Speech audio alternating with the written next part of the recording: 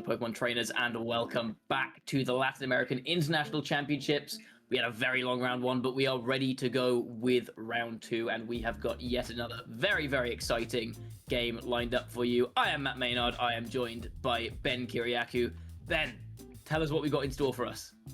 Oh, we've got a good one, Matt. We've got a very, very good one.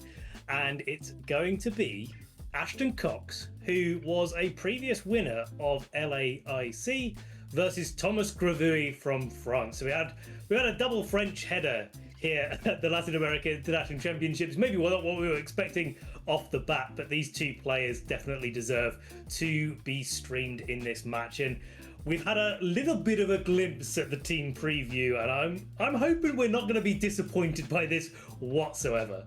There is some very interesting stuff on one of these teams in particular. Even on the other one, some interesting choices that could be made with Pokemon customization. But there's one team in particular that I am very, very excited to talk about on Ashton's side. Some very unusual picks on there.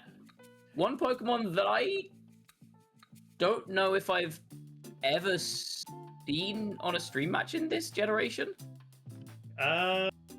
No, I don't think so. We're really milking this. People at home, when you see it, trust me, it will be worth it because no, we must have done. I think, and this says something about it. I think Boyd ran it once, didn't he? Yeah, Boyd did run it once, which should tell you everything you need to know about its competitive viability. At least in the mainstream. Ran this Pokemon at one point. And that's the only example I can think of, and I think that's everything I can possibly say about this Pokemon before revealing it. Yeah, I think the last time that I saw it seriously a part of the metagame was back in 2014. I was gonna say it can't have been later than Gen 5, right? Yeah, 2014 was the last time that I remember it being actually really competitively viable and something that people used on a regular basis. You had to think about your matchup against this particular Pokemon. Until now, we've got it on our side stream here at LAIC. The Pokemon in question is Chandelure. We have got a Choice Scarf Chandelure on Ashton Cox's team. Chandelure, for the last however many years, has been a little bit outclassed by some other fire types. A lot of it is to do with its speed, but it does have that Choice Scarf now to mitigate that, and its ghost typing means it is immune to Fake Out, which is very, very valuable on such a fast attacker.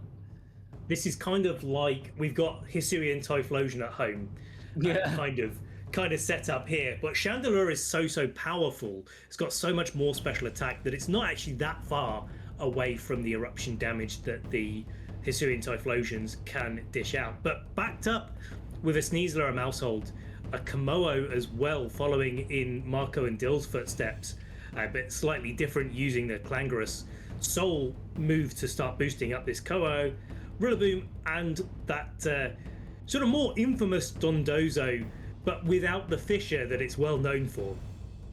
Instead, this one opting for a more reliable setup with Curse. Dondozo, with its Unaware ability, simply ignores any stat boosts on the opposing team. So if Thomas's Annihilate gets some bulk ups or Golden Go gets some nasty plots, Dondozo is simply too stupid to notice. But it can boost itself. So it could potentially get some Curse boosts off, especially into the physical attackers on Thomas's team in Annihilate and Rillaboom. Those defense boosts are going to be very difficult to break through, especially with the combination of Leftovers and Rillaboom's grassy terrain, giving it a lot of healing every turn. Now, this is, on Thomas's side, the same 6 that Shohei Kimura, that we just had on stream last round, was using at the Frankfurt Regional Championships to get top 4.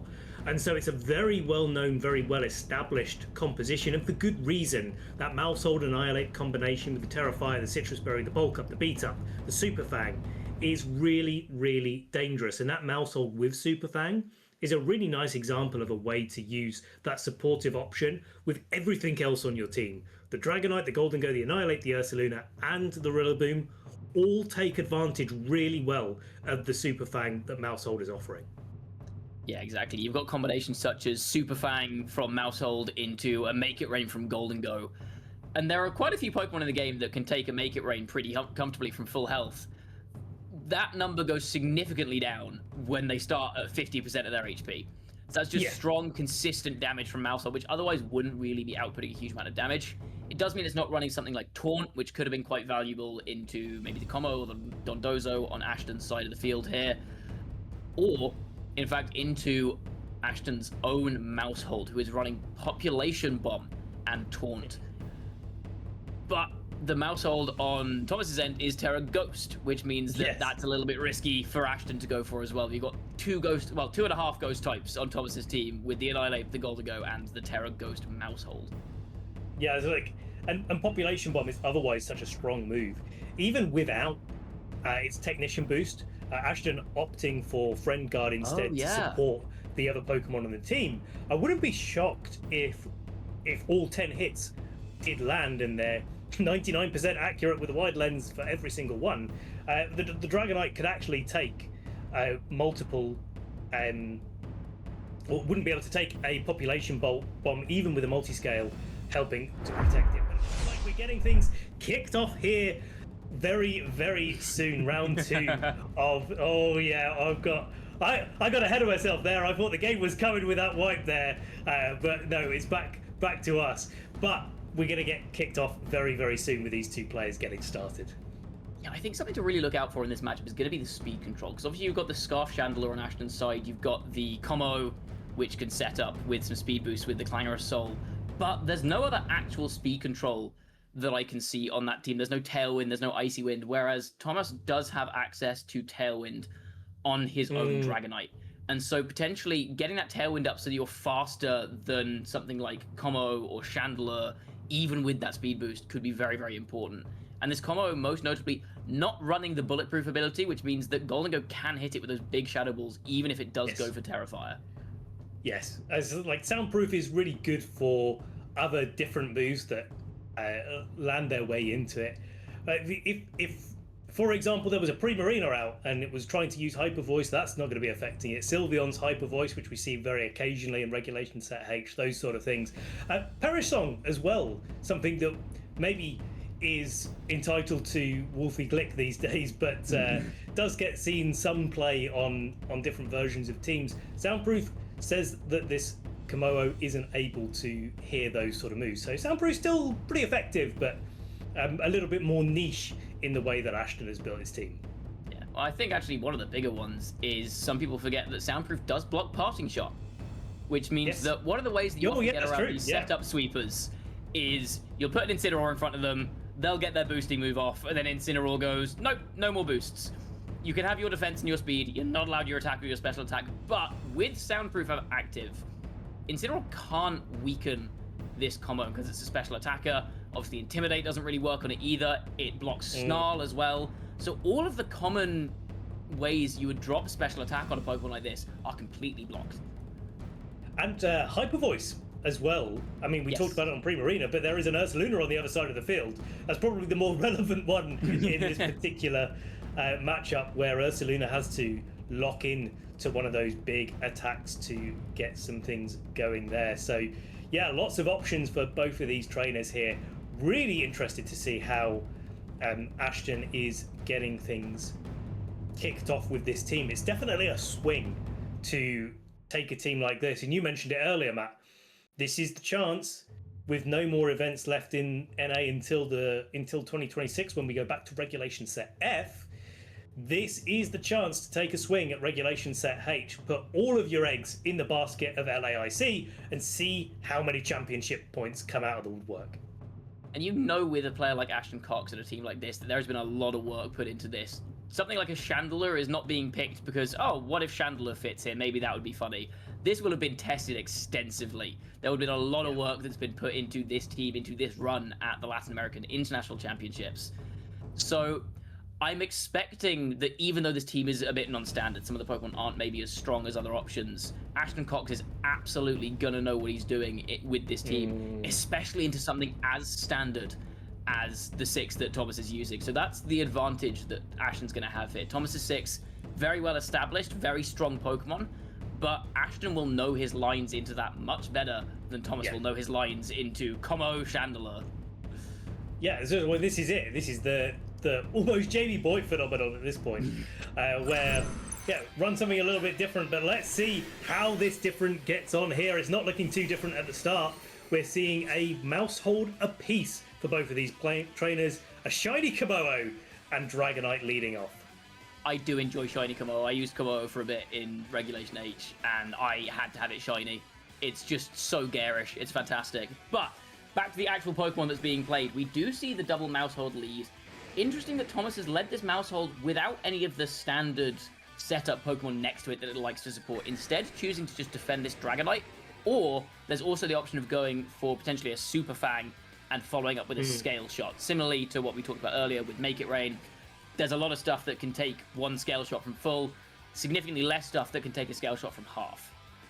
I think that's going to be the real key to this, but in maybe knocking out either mouse hold, maybe there's an opportunity for this Komodo to get itself set up. But I think this is where the Terra Fairy comes in really clutch actually on the mouse hold and on Ashton's side, making sure that it's not taking any damage from a Scale Shot. That's the only offensive move that Thomas has available to him, and being able to follow me away that attack. Equally, Dragonite going for its Terra Fairy and making sure that it's not going to be taking any damage from a Clangorous Soul, or Clangorous Scales in fact, that's coming out from Ashton's Komodo.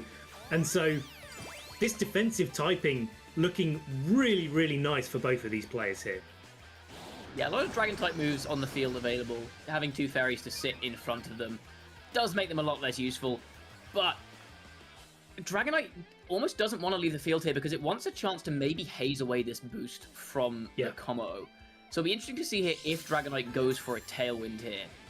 Because obviously, Ashton will be... Oh, sorry. Oh, Thomas there it is. will be... There's the... Yeah. Thomas will be aware of the possibility of the Terra Fairy and the mouse hold there, and will want to guarantee that speed boost on Dragonite, and does get it there. So now it sets up for a potential haze play.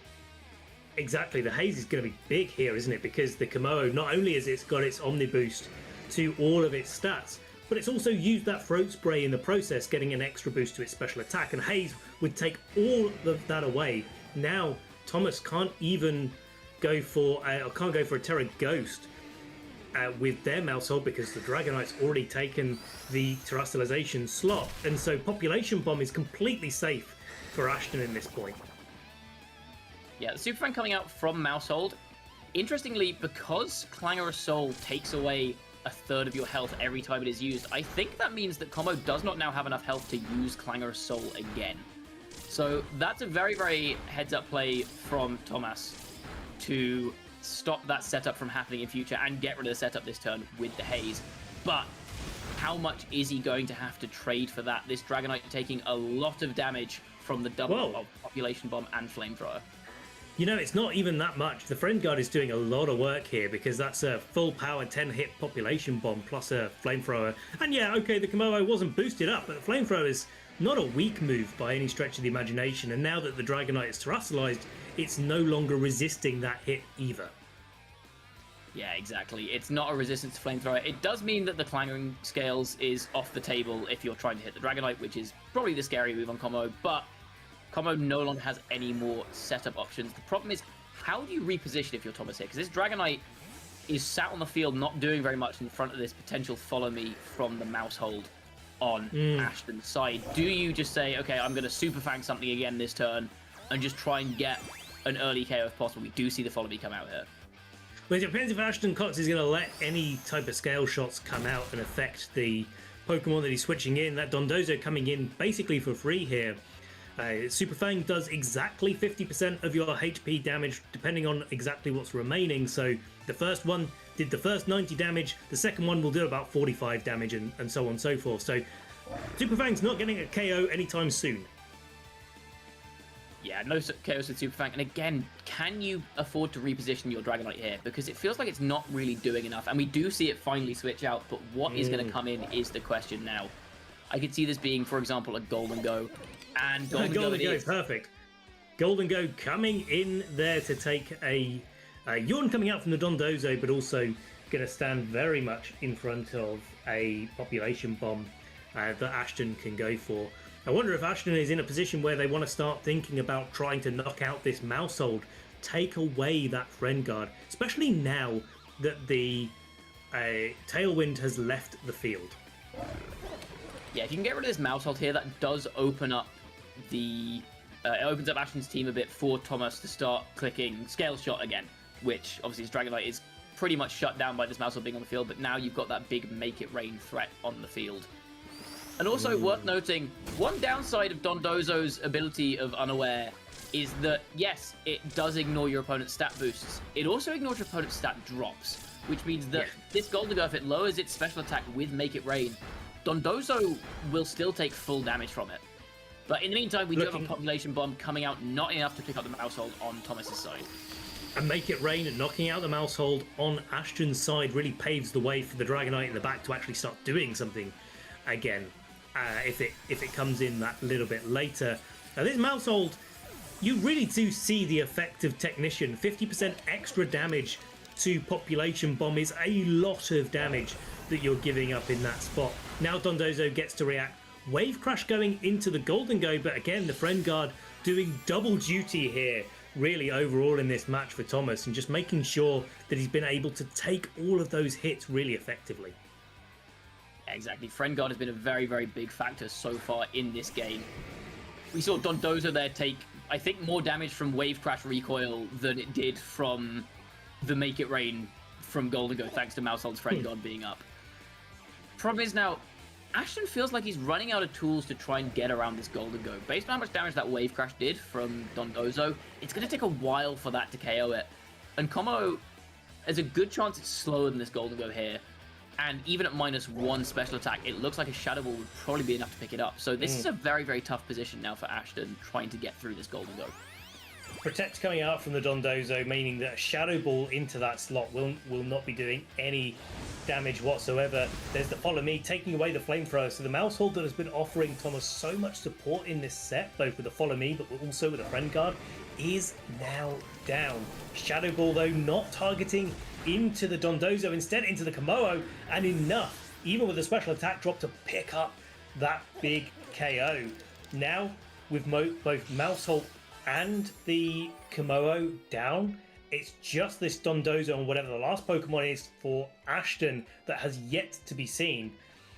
Now, seeing that that's a Sneasler, and seeing that this Sneasler does not have access to Throat Chop, means that this Golden Go is sitting pretty happy against the Dondozo overall, and is overall immune to any attack that Sneasler can go for. Yeah, you're right. Now it is just a case, I think, for Thomas of getting rid of this Dondozo, and then Golden Go can always win in the end versus Dondozo. And what better Pokemon to get rid of a Dondozo than a Rillaboom packing that Wood Hammer with... No, it is a Miracle Seed boost, sorry, on Thomas's side. So absolutely no way that Dondozo is ever going to survive that. No Terastallization is available either. So Dondozo is now sat in front of this big grass type attack. Ashton feels a little bit pinned here, because as soon as Dondozo goes down, Golden Go wins for free. Yeah, it's one of those kind of waiting games, I think, at this stage in the game. Of course, there is Fake Out available for Ashton. He's using it to stop that Rillaboom attacking, but with only Curse and Yawn as an option, and Unaware not working in Dondozo's favour this time. It is only the Sneasler left to battle up against the Dragonite, Golden Go and Rillaboom that Thomas has available. And as we said before, this Golden Go is... I mean, even if it wasn't able to Terra, Thomas would definitely not go for that in this spot, because he's now completely immune to the both fighting and poison type moves that this Sneasler has available. Yeah, very well positioned from Thomas, realizing that his Golden Go is the main win condition there if he can knock out certain threats. And so we saw a very good example there of prioritizing the threats that he needed to knock out, namely the Dondozo and the Como, with the options to hit Golden Go. I think it's worth noting, though, for Ashton, that he didn't really bring anything to the team that could deal with that Golden Go particularly well. We saw that he brought... Yeah. Sneasler can't hit it with any of its moves. Mousehold, its only attacking move is Population Bomb, can't hit it. And then the remaining two Pokemon, Dondozo can hit it with Wave Crash, but we saw there it's not doing a huge amount of damage. And it can't hit it with Yawn. And then the Como, yes, it has Terrifier Flamethrower. And we did see, interestingly, that the Como on Ashton's side is faster than Thomas's Golden Go, which could be very relevant in the coming games. Yes. But I feel like if you are Ashton there, you've got to mix up the Pokemon you bring to give yourself more options into that combo. Is it time? It could be. I saw that smirk developing on your face as soon as I said not enough options into combo. You're like, I wonder what here could be good into this. I think it could be time. I think it could be time for the Chandelure to come in because it does match up very, very well. I think the question is for Ashton is whether or not they can get the Sneasler in to do a little bit of work in the early game. I think the reliance on Komodo against the Terra Fairy Dragonite was really something that was quite uphill for Ashton to be able to deal with. And with the Sneasel SA in the lead, it wouldn't have been quite as easy for Thomas to be able to get the Tailwind set up, start to put a little bit of pressure on, and to be able to kind of get ahead in the mid game, where Ashton kind of struggled in the mid game and ultimately just ran out of resources.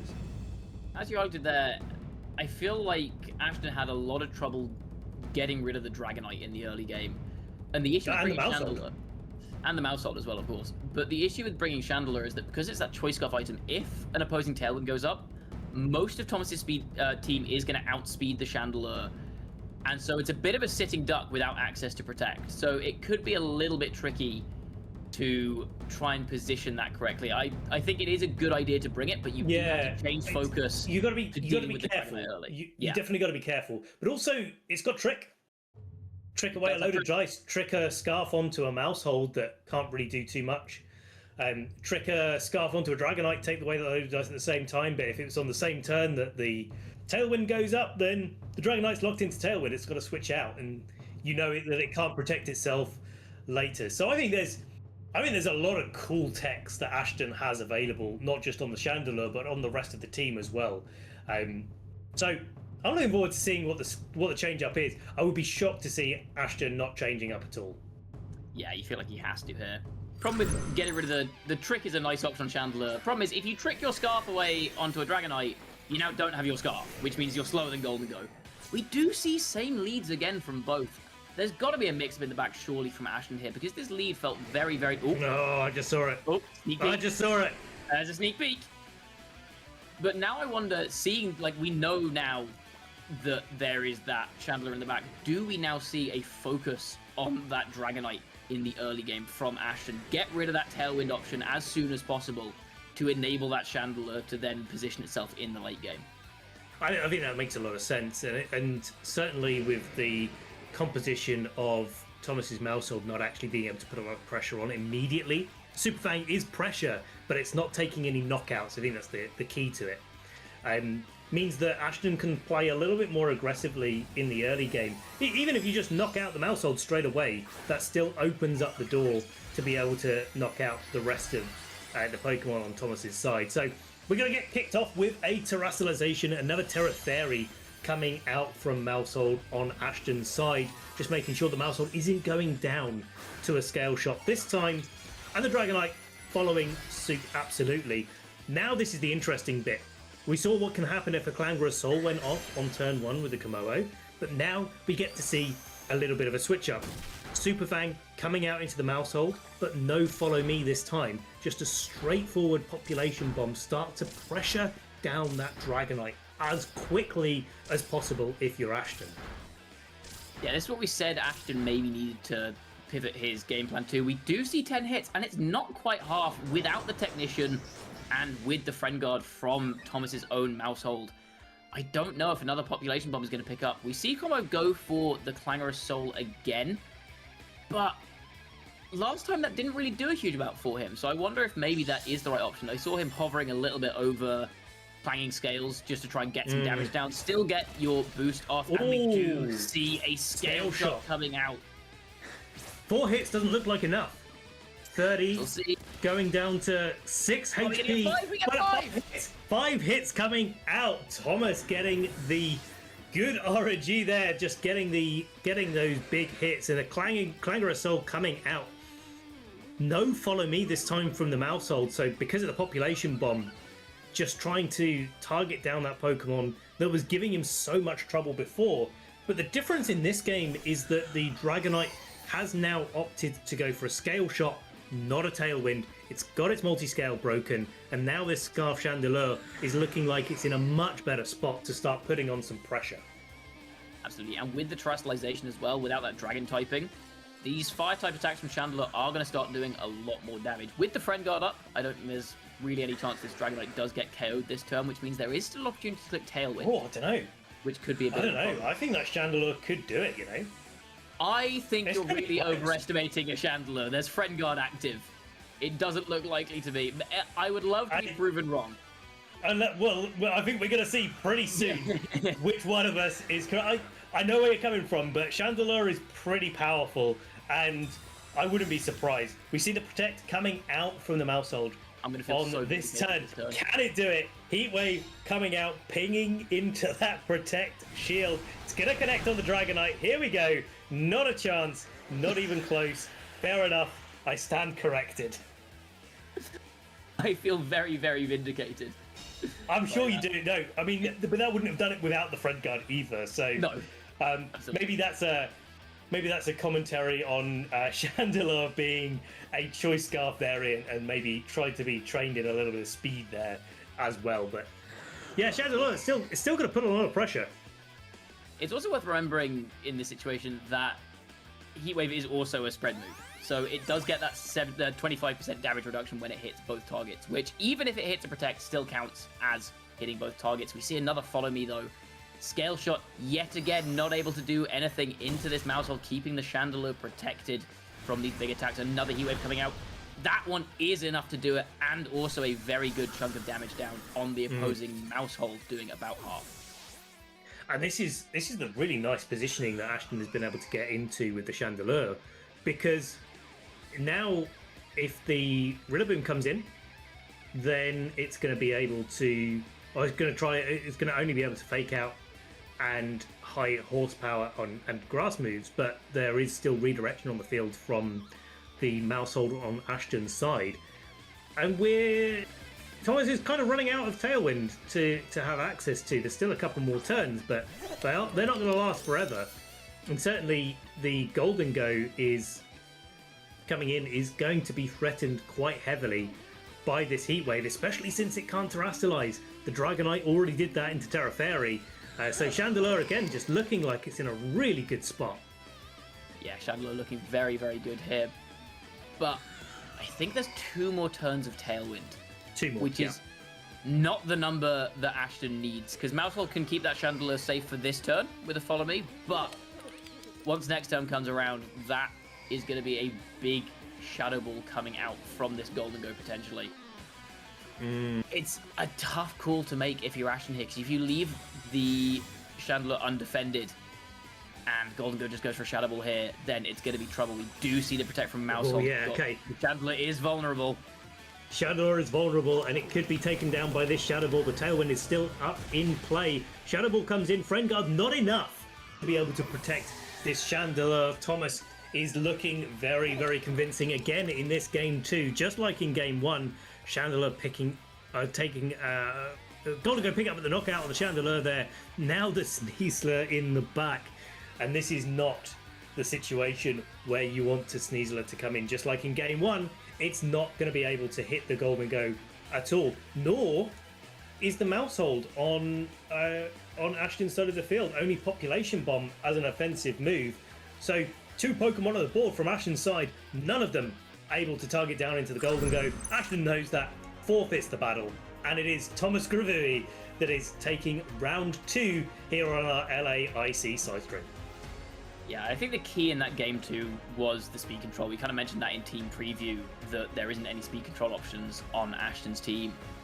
And Thomas being able to mitigate that combo threat really early made it very difficult for him to get any leverage. Because yes, Ashton did force the Terrestrialization early, which was good. It opened up the Chandelure, but Heat Wave is a strong move, and Chandelure is a very powerful Pokemon with a very high special attack stat, but with that Friend Guard up, with the spread damage reduction, it's not doing enough. And even if it had managed to get Heat Wave off into the Golden Go on that last turn, probably wouldn't have been enough to pick up the KO.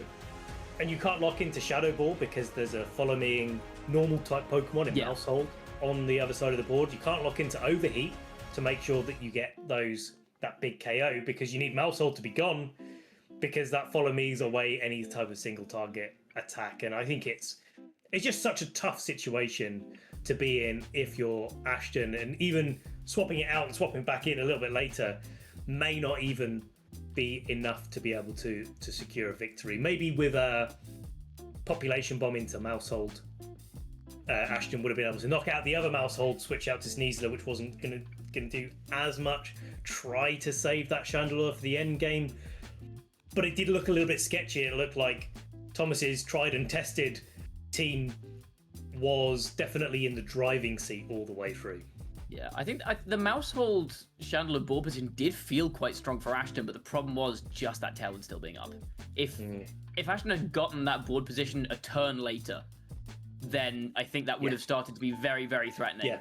Well, but I mean, that heat wave didn't look like after the first heat wave that it was necessarily going to pick up the KO on the Dragonite, and maybe we might have been in one of those situations where it did the lower amount of the damage range that it's possible to do, and then did the higher amount and just barely got a knockout on the Dragonite. But if the Dragonite was knocked out one turn later, this is one of those times where positive momentum actually looks like not KOing the opposing Pokemon. Yeah, exactly. Especially when your opponent's got speed control options up. And you see it a lot of the time when people play against teams that revolve very heavily around Trick Room. The early turns are a lot of the time just deliberately not doing any damage, so that once your opponent manages to get their big Trick Room threat in, their Torkoal or their Hatterene, there's only 2-3 turns of Trick Room left. You can get around those and then go from there once the Trick Room's down. Same with that Tailwind. Ashton almost would have been. That's the problem with being Choice Scarf. There is that you only have the option to go for the same move you've already clicked, so you can't decide not to KO the Dragonite that turn. Yes. So it's a very interesting team from Ashton. I definitely think, as we said, he'll be very well practiced with this, but that was a very, very well played game from Thomas, identifying where he needed to use his Terastallization.